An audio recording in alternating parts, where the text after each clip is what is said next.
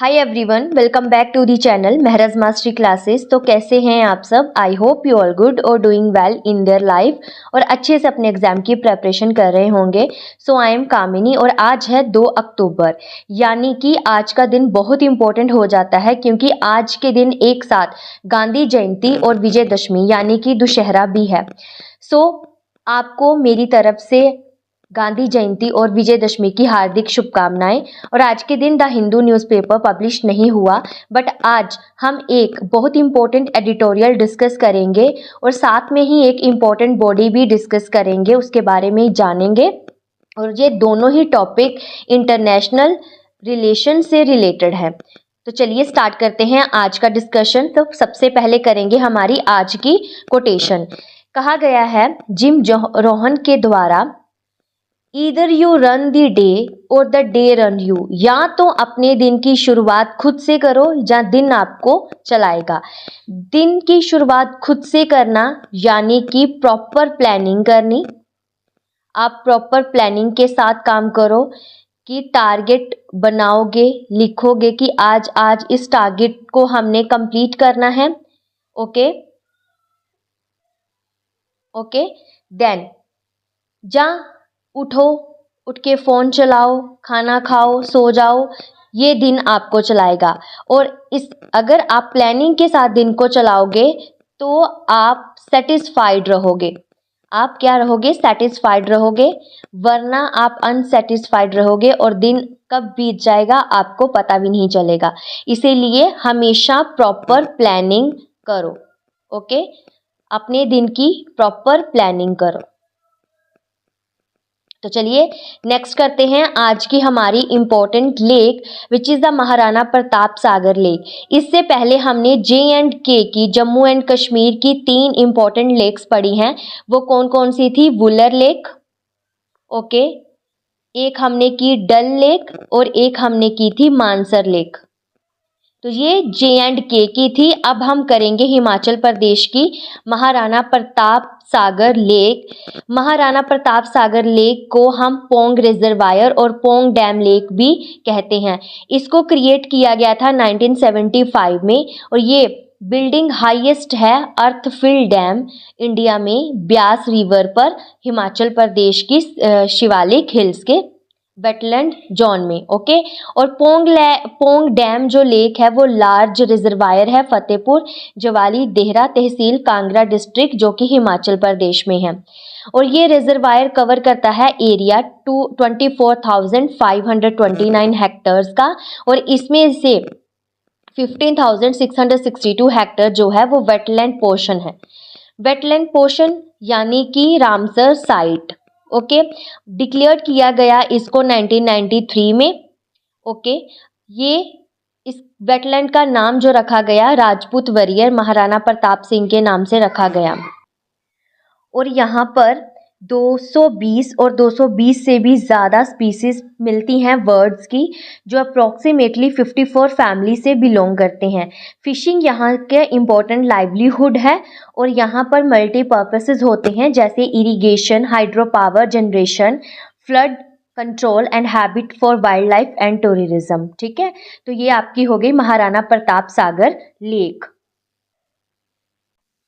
तो चलिए मूव करते हैं हमारे आज के इम्पोर्टेंट इंटरनेशनल रिलेशन से रिलेटेड एडिटोरियल पर। जो एडिटोरियल है an anti terror role that defies logic. इस एडिटोरियल में ये बोला गया है कि ओसामा बिन लदेन को अपने ही मिलिट्री एकेडमी से बस थोड़ी दूर तक एक घर में छुपाने से लेकर लश्कर ए तैयबा, जैश ए मोहम्मद जैसे ग्रुप को ट्रेन और बैक करने तक पाकिस्तान का रोल क्रॉस बॉर्डर टेररिज्म को फ्यूल करने में अब सिर्फ एक एलिगेशन नहीं रहा, ये एक डॉक्यूमेंटेड फैक्ट है। जैसे कि 2008 का मुंबई अटैक, 2019 का पुलवामा बॉम्बिंग, ओके, देन 2025 में 22 अप्रैल को पहलगाम में टूरिस्ट पर हुआ अटैक। सभी इवेंट उस टेरर इंफ्रास्ट्रक्चर की निशानी है जो बॉर्डर के उस पार पल रहा है। पहलगाम अटैक के रिस्पॉन्स में इंडिया ने ऑपरेशन सिंदूर लॉन्च किया, जिसमें लाइन ऑफ कंट्रोल के अलोंग टेरर नेटवर्क के रूट पर स्ट्राइक किया गया। पाकिस्तान पर अब सिर्फ इंडिया ही नहीं बल्कि अफगानिस्तान और बलूचिस्तान से भी ये इल्ज़ाम लग रहे हैं कि वो रीजनल इंस्टेबिलिटी को बढ़ावा देता है, डिसेंट को क्रश करता है और अनरेस्ट को डीपेन करता है। कुछ दिन पहले ही इंडिया ने पाकिस्तान के प्राइम मिनिस्टर शहबाज शरीफ के यूनाइटेड नेशन जनरल असेंबली में दिए गए स्पीच का एक शार्प रिबूटल दिया था। इसीलिए जब एक ऐसा नेशन जो हमेशा से टेररिस्ट को हार्बर करने के इल्ज़ाम के सामना करता है, उसे ग्लोबल काउंटर टेररिज्म एफर्ट की लीडरशिप दी जाती है, वह भी क्लियर एविडेंस के बावजूद, तो दुनिया को रुक कर सवाल उठाना चाहिए। इस साल जून में एक ऐसे डिसीजन ने सबको हैरान कर दिया जब पाकिस्तान को यूनाइटेड नेशन के 2 क्रिटिकल बॉडीज लीड करने के लिए चुना गया। पहली बॉडी क्या थी? पहली बॉडी थी United nation security council, UNASC। United nation security council के तालिबान सेक्शन कमेटी के चेयर और 15 मेंबर्स यूएनए के काउंटर टेररिज्म कमेटी के चेयरमैन। सेकंड 15 मेंबर के काउंटर टेररिज्म कमेटी के वाइस चेयर। ये डेवलपमेंट उस वक्त आया जब पाकिस्तान की क्रेडिबिलिटी काउंटर टेररिज्म पर ऑलरेडी स्क्रूनिटी में थी और फिर 1 जुलाई से पाकिस्तान ने पूरे महीने के लिए UNSC प्रेसिडेंसी भी ऑफिशियली एज्यूम की। ओके, तो पास्ट में भी यूएनए के डिसीजन जैसे लीबिया को यूएनए ह्यूमन राइट्स कमीशन का चेयर बनाना और सऊदी अरेबिया को यूएनए वुमेन्स राइट कमीशन का हेड बनाना स्क्रूनिटी में रहे हैं। मई 2025 में भी इंटरनेशनल मॉनेटरी फंड, जिसको हम IMF भी कहते हैं, ने पाकिस्तान को $1 बिलियन का लोन अप्रूव कर दिया, जबकि कंसर्न थे कि ये पैसा टेरर फाइनेंसिंग के लिए मिसयूज हो सकता है। इन सभी डेवलपमेंट ने यूएनए की फॉरेन पॉलिसी में भी बड़ी लूप होल एक्सपोज कर दी है और ये सवाल उठाया है कि क्या यूएनए सच में ग्लोबल टेररिज्म के खिलाफ कमिटेड है। और राइटर यहाँ कहती है कि पहलगाम अटैक ने फिर से हाईलाइट किया है कि पाकिस्तान अभी भी टेरर ग्रुप के लिए एक सेफ हेवन बना हुआ है। हाफिज सईद, जो यूएनए डेजिग्नेटेड टेररिस्ट है, ने पिछले कुछ सालों में कई बार पब्लिक अपीयरेंस किए हैं, जबकि वो टेरर फाइनेंसिंग के लिए सेंटेंस सर्व कर रहा है। उसे अक्सर पाकिस्तान ऑक्युपाइड कश्मीर के टेरर लॉन्च पैड पर देखा गया है, लेकिन पेपर पर वो कस्टडी में है। ऑपरेशन सिंदूर में मारे गए टेररिस्ट के फर्नल प्रोसेस में पाकिस्तानी आर्मी के पर्सनल, पाकिस्तानी पुलिस और सिविल ब्यूरोक्रेसी के लोगों की प्रेजेंस साफ साफ ये प्रूव करती है कि पाकिस्तान ओपनली टेररिस्ट ऑर्गेनाइजेशन को सपोर्ट करता है। पाकिस्तान का यूएनए के काउंटर टेररिज्म मैकेनिज्म में इंक्लूड होना ये शो करता है कि यूएनए की मोरल और स्ट्रेटेजिक सोच में बड़ी कमियों को एक्सपोज करता है, यानी कि यूएनए की मोरल और स्ट्रेटेजिक सोच में बड़ी कमियों की एक्सपोज कर देता है। पहला पॉइंट ये है कि पाकिस्तान का LET यानी कि लश्कर-ए-तैयबा और जैश-ए-मोहम्मद जैसे टेररिस्ट ग्रुप को लगातार सपोर्ट करना डायरेक्टली काउंटर टेररिज्म कमेटी के ऑब्जेक्टिव के अगेंस्ट है। इनफ एविडेंस होने के बावजूद भी पाकिस्तान की आर्मी और ISI इन टेरर मॉड्यूल को लॉजिस्टिकल और टेक्टिकल सपोर्ट देते हैं। फिर भी यूएनए ने मोरल और सिक्योरिटी इम्पेरेटिव के ऊपर जियोपॉलिटिक्स को ही प्रायोरिटी दी है।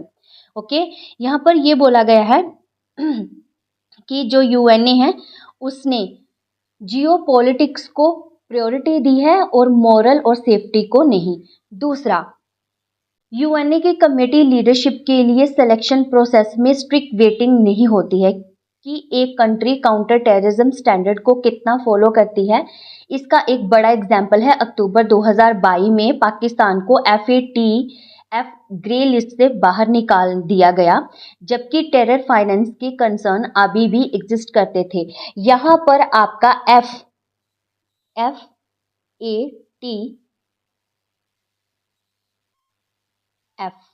ये आपकी grey list financial action task force है। ओके, तो यहाँ पर बोला ये गया है कि 2022 में अक्टूबर में ये पाकिस्तान को इस लिस्ट से बाहर निकाला गया, जबकि टेरर फाइनेंसिंग के कंसर्न भी एग्जिस्ट करते थे। तीसरा, ये डिसीजन एक ब्रॉडर ट्रेंड को रिफ्लेक्ट करता है, जहां यूएनए के अंदर पावरफुल नेशन अपने इकोनॉमिक और स्ट्रेटेजिक इंटरेस्ट के लिए पाकिस्तान को सपोर्ट करते हैं। इस बायस की वजह से यूएनए की इम्पार्शियलिटी कॉम्प्रोमाइज होती है और पाकिस्तान का डबल स्टैंडर्ड को एक तरफ से लेजिटिमेसी मिल जाती है। ओके, चौथा पॉइंट है, जब यूएनए ऐसे डुप्लिसिटी को रिवॉर्ड करता है और लीडरशिप देता है तो एक डेंजरस मैसेज देता है। स्टेट स्पॉन्सर्ड टेरर को इग्नोर किया जा सकता है अगर उसे डिप्लोमेटिकली पैकेज कर दिया जाए। ओके, इसी के साथ आईएमएफ ने भी पाकिस्तान को $7 बिलियन एक्सटेंड किए थे फंड फैसिलिटी लोन की तरह। भी एक कंट्रोवर्सी रही है, कंट्रोवर्सी ही रीज़न बना है। इंडिया ने वोट से अब्सटेन किया क्योंकि रिस्क था कि ये फंड टेरर एक्टिविटीज़ के लिए मिसयूज़ हो सकता है, लेकिन लोन का टाइमिंग जो पहलगाम अटैक के कुछ ही हफ्तों बाद आया, यूएनए के ग्लोबल टेररिज्म के अगेंस्ट कमिटमेंट पर एथिकल सवाल उठाता है। ओके, तो इसी के साथ ये इशू बने हैं। और अब हम बात करते हैं यूएनए के डेंजरस गैम्बल की पॉइंट के रिलेटिव। ओके, जैसे पहला पॉइंट है पाकिस्तान कंट्रोवर्शियल मूव। ये बोला गया है कि मई में पाकिस्तान ने 14 करोड़ का कंपनसेशन अनाउंस किया टेररिस्ट की फैमिली को, इंक्लूडिंग जीईएम और जीईएम यानी कि जैश ए मोहम्मद चीफ मसूद अजहर के रिलेटिव जो इंडिया स्ट्राइक में किल्ड हुए थे। सेकंड है पीस कमिटमेंट इन क्वेश्चन। ये बोला गया है कि टेररिस्ट को मात्र के इक्वल ट्रीट करना पाकिस्तान की पीस कमिटमेंट की कमी दिखाता है। उसी के साथ यूएनए की क्रेडिबिलिटी एट स्टेक, यानी कि पाकिस्तान को की काउंटर टेरर रोल देना यूएनए की इंटीग्रिटी पर भी सवाल उठाता है। लेजिटिमाइजिंग नरेटिव पाकिस्तान इस प्लेटफॉर्म का यूज़ करता है अपने आप को रिस्पॉन्सिबल काउंटर टेरर एक्टर दिखाने के लिए, जबकि वो खुद टेररिज्म स्पॉन्सर करता है। अंडरमाइनिंग इंडियाज़ केस में इंडिया के एफर्ट को वीकन करता है, जो पाकिस्तान को स्टेट स्पॉन्सर टेररिज्म के रूप में हाईलाइट करना चाहते हैं। इन्फ्लुएंस रीजनल नरेटिव, यानी कि पाकिस्तान रीजनल स्टेबिलिटी डिस्कशन को शेप कर सकता है और टेररिज्म के ब्लेम को इंडिया पर शिफ्ट कर सकता है, जैसे बलोचिस्तान को किया है। स्ट्रैटेजिक यूएनए रोल क्या है? यूएनए काउंटर टेररिज्म कमेटी के वाइस चेयर होने के नाते Pakistan global counter terrorism policy को भी इन्फ्लुएंस कर सकता है। ओके, और अगर इसकी इम्प्लीकेशन इंडिया के पर बात करें तो पाकिस्तान बेस्ड टेररिस्ट को यूएनए सैंक्शन के अंदर लाना मुश्किल हो सकता है और इंडिया के डिप्लोमेटिक टाइज जो है तालिबान और उसके रीजनल प्लेयर पर भी इम्पैक्ट पड़ सकता है। ओके, आई होप इसको आपको समझ आ गया होगा। अब हम बात करेंगे अपने इंडिया के साथ कि इसके क्या क्या मेजर करने चाहिए इंडिया को। ओके, तो सबसे पहले इंडिया का फेल होना पाकिस्तान की अपॉइंटमेंट को ब्लॉक करने में, चाहे पहलगाम अटैक के बाद इंडिया के ज़्यादातर यूएनएससी मेंबर्स से आउटरीच की हो, एक डिप्लोमेटिक चैलेंज को हाईलाइट करता है। ओके, इसी के साथ काउंटर स्ट्रेटजीज में होना चाहिए कि इंडिया को अपने स्ट्रेटेजिक अलायंस के लीवरेज लेना चाहिए दूसरे यूएनसी मेंबर के साथ, ताकि पाकिस्तान को इन्फ्लुएंस को बैलेंस किया जा सके। ओके, और ये बात भी है कि पाकिस्तान व्हाइट हाउस में सेंटर ऑफ अटेंशन है। ये डाउट रेज करता है, ये डाउट होता है, ये शक पैदा होता है कि क्या यूएसए सच में टेररिज्म के खिलाफ कमिटेड है या सिर्फ ट्रेड और बिजनेस के लिए ही एक्ट कर रहा है। इंडिया को एक्टिवली यूएनए के क्रूशियल बॉडीज में डिस्कशन में पार्टिसिपेट करना चाहिए, ताकि पाकिस्तान की हिस्ट्री ऑफ हार्बिंग टेररिस्ट को हाईलाइट किया जा सके। और ये कमेटीज कंसेंसस से ऑपरेट होती है और इंडिया की ग्रोइंग ग्लोबल इन्फ्लुएंस पाकिस्तान की एबिलिटी को लिमिट कर सकती है और बाइस्ड एजेंडा पुश करने में। ओके, ज़रूरी है कि इंडिया और उसके एलाइज पाकिस्तान के रोल को मॉनिटर करें और पीरियोडिक परफॉर्मेंस रिव्यू और स्ट्रिक्ट अकाउंटेबिलिटी को पुश करें। ओके, देन इंडिया को तालिबान रेजिमी के साथ टाइज को डीपन करना चाहिए। ह्यूमैनिटेरियन और एड मिशन काबुल में एक ऐसी ही पॉसिबिलिटी हो सकती है ताकि तालिबान सेक्शन कमेटी में पाकिस्तान के इन्फ्लुएंस को काउंटर किया जा सके।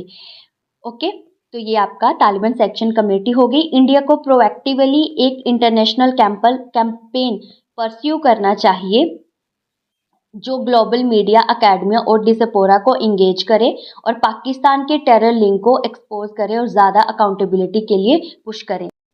और पाकिस्तान को enhance diplomatic position asymmetric welfare में इन्फिल्ट्रेशन और साइबर अटैक को एनकरेज कर सकता है। यानी कि Pakistan diplomatic position warfare infiltration और साइबर अटैक को एनकरेज कर सकता है, इसलिए इंडिया को अपनी नेशनल सिक्योरिटी और इंटेलिजेंस को स्ट्रॉन्ग करना चाहिए। ओके, इसके बाद कंक्लूजन क्या निकलता है, राइटर क्या बोल रही हैं कि इंडियन गवर्नमेंट का साइलेंस अपॉइंटमेंट पर सुजेस्ट करता है इंडियन गवर्नमेंट का साइलेंस अपॉइंटमेंट पर सुजेस्ट करता है कि वो कॉशन अप्रोच ले रही है, लेकिन प्रोएक्टिव डिप्लोमेसी क्रूशियल तभी होगी इंडिया अपने नैरेटिव ग्लोबल स्टेज पर मेंटेन कर सके। तब दुनिया को अलर्ट रहना चाहिए क्योंकि जो शुरू में सीट एट अ टेबल लगते हैं ना, वो एजेंडा पे कंट्रोल में कन्वर्ट हो सकता है। ओके, तो रियल डेंजर ये नहीं है कि पाकिस्तान हाई टेबल पर है, बल्कि ये है कि दुनिया प्रिटेंड कर रही है कि ये मैटर ही नहीं करता। तो ये तो हो गया आपका एडिटोरियल का जितना भी कॉन्टेक्स्ट था। ओके, अब इसमें हमें क्या अच्छे से पढ़ना है, इसके बारे में पढ़ना है यूनाइटेड नेशन सिक्योरिटी काउंसिल के बारे में। ओके, तो सबसे पहले इसके पर्पस और रोल के बारे में जानते हैं कि इसका क्या पर्पस है और क्या रोल है। ओके, तो यूएनए एक 6 ऑर्गन में से एक, यूनाइटेड नेशन के 6 ऑर्गन है उसमें से एक बॉडी है और इसकी प्राइमरी रिस्पॉन्सिबिलिटी क्या है कि मेंटेन करना इंटरनेशनल पीस और सिक्योरिटी को। और ये क्या क्या काम करती है, ऑथोराइज करती है मिलिट्री एक्शन को कि कॉन्फ्लिक्ट से बचा जा सके और कॉन्फ्लिक्ट को स्टॉप किया जा सके इंटरनेशनल सभी कंट्रीज में। ओके, इम्पोज करती है sanction countries group violating international है, अगर कोई इंटरनेशनल लॉ को वायलेट करता है तो सैंक्शन इम्प्रूव करती है। इस्टेब्लिश करती है peacekeeping mission to maintain stability बनाने के लिए पीस कीपिंग मिशंस को भी इंस्टॉल करती है। यूएनए के डिसीजन सभी यूएनए मेंबर कंट्री के लिए बाइंडिंग होते हैं, जो बाकी यूएनए बॉडी के डिसीजन नहीं होते। ओके, देन हम बात करते हैं इसके मेंबरशिप की। ओके, तो मेंबरशिप में यूएनए के 15 मेंबर होते हैं, 5 परमानेंट मेंबर है जिनके पास वीटो पावर है, जैसे United state, United kingdom, France, Russia, China. और इसके 10 नॉन परमानेंट मेंबर है जो जनरल असेंबली हर 2 साल में इलेक्ट करती है।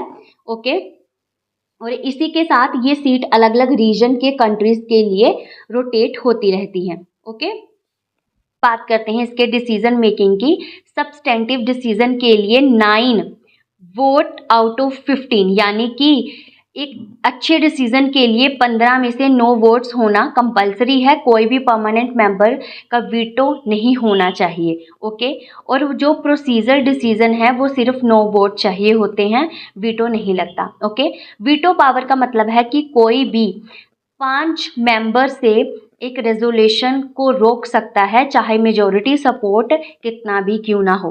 ओके, पावर्स की बात करें तो इसके पास कौन कौन सी पावर है, रेजोल्यूशन पास करना जो सब कंट्री के लिए बाइंडिंग होते हैं। ओके, डिप्लॉय करना पीस कीपिंग फोर्सेस को, मिलिट्री इंटरवेंशन ऑथोराइज करना, इकोनॉमिक या डिप्लोमेटिक सैंक्शन लगाना और इंटरनेशनल क्रिमिनल कोर्ट के केसेस को रेफर करना। ओके, तो क्रिटिसिज्म क्या आता है इसके बारे में पढ़ते हैं। वीटो पावर कभी एक्शन ब्लॉक कर देती है क्राइसिस में, जैसे इन्होंने सीरिया और यूक्रेन में किया। रिप्रेजेंटेशन इश्यूज रहते हैं, जैसे P5 5 member mostly world wide के टाइम के पावरफुल कंट्री हैं, आज की ग्लोबल रियलिटी को रिफ्लेक्ट नहीं करते। एक्शन लेने में एफिशिएंसी होती है ड्यू टू पॉलिटिकल डिसएग्रीमेंट के। ओके, तो ये आपके कुछ पॉइंट हैं, आप यहाँ से देख सकते हो। अबाउट 6 प्रिंसिपल ऑर्गन से ये एक ऑर्गन है और यूएनए को 1945 में इस्टेब्लिश किया गया है और इसका हेडक्वार्टर न्यूयॉर्क दिल्ली में है, सॉरी न्यूयॉर्क सिटी में है, ठीक है। और फर्स्ट सेशन इसका हुआ था 17 जनवरी 1946 में चर्च हाउस वेस्टमिनिस्टर लंदन में। और इसके 15 मेंबर होते हैं, 5 मेंबर परमानेंट और 10 मेंबर नॉन परमानेंट, ये मैंने आपको पीछे पढ़ा दिया। और रोटेट होते रहते हैं हर 2 साल में, ओके। तो आई होप कि आपको आज का डिस्कशन अच्छा लगा होगा। अगर अच्छा लगा है तो लाइक करें, शेयर करें और ज़रूर सब्सक्राइब करें Mehraj mastery classes for the next update, for the next the Hindu analysis. तो थैंक यू एवरीवन, मिलते हैं नेक्स्ट लेक्चर में, तब तक के लिए जय हिंद।